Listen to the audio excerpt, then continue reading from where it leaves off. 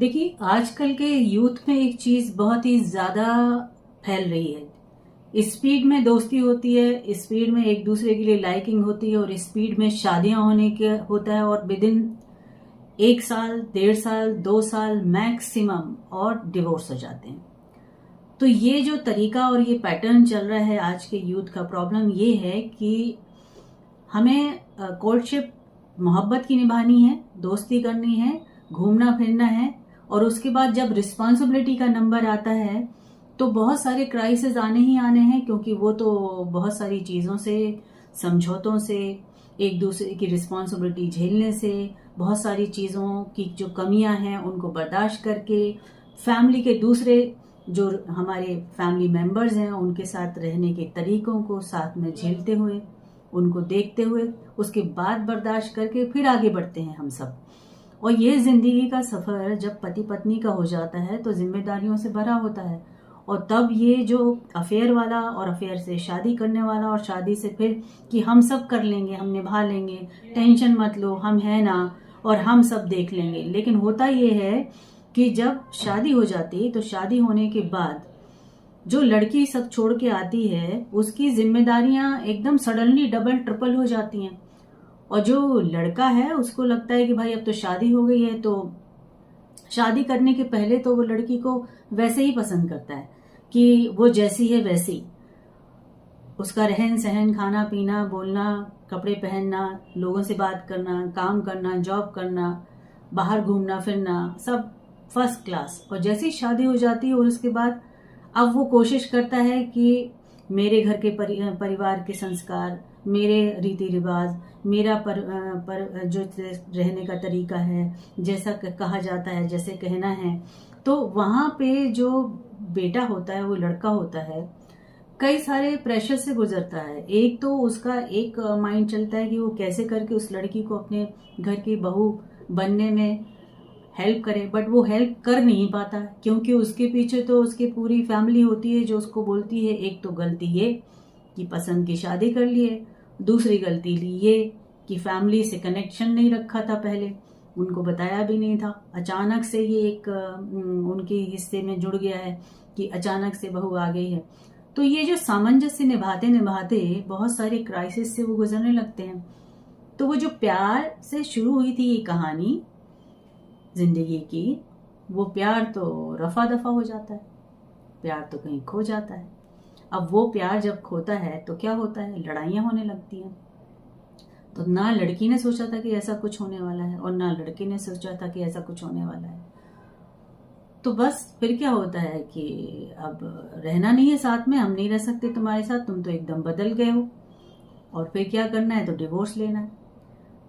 तो कहने का आज की मुद्दे की सिंपल और सीधी बात है, अगर आपकी जिंदगी में ऐसा हो गया है, आपके साथ आपने शादी की, जिस लड़की से शादी होने के 1 या 1.5-2 साल बाद डिवोर्स भी हो गया है, आप फिर अकेले हैं, या लड़की है तो वो फिर अकेली है, तो निराश होने की जरूरत नहीं है।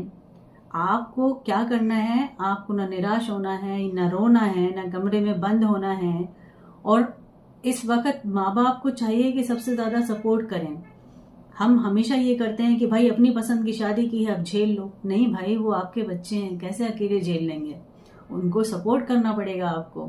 तो हर माँ बाप अपने बच्चों को सपोर्ट करे, गलती कर ली कोई बात नहीं, बट नेक्स्ट टाइम जरूर आपको एक चांस अपनी जिंदगी को देना है। लेकिन देने से पहले एक काम करना है, आपको एक पेन कागज लेके बैठना है, अकेले बैठना है, आपको किसी की सुझावों की जरूरत नहीं है। आप बैठिए और खुद को एनालाइज कीजिए कि आपने गलतियां कहाँ की हैं, क्या गड़बड़ हो गई आपसे, क्या आपने सही जीवन साथी नहीं ढूंढा था, या ढूंढ लिया था तो क्या सिचुएशन में क्या रिएक्शन दिया था, या ऐसा क्या हो गया कि जो सब कुछ छोड़ के आपके साथ शादी में जुड़ने के लिए आ गई या जुड़ने के लिए आ गया, उसमें आप कहाँ गलत हुए, जो रिश्ता जुड़ा भी और टूटने में 1-2 साल के अंदर ही टूट के अलग हो गया। अब ये एनालाइज करने से आपको फायदा ये होगा कि जब आप जिंदगी में दूसरा चांस लेंगे, क्योंकि आपके पास जीवन साथी ढूंढने के 1 या 2 ही चांस होते हैं जो वैलिड होते हैं।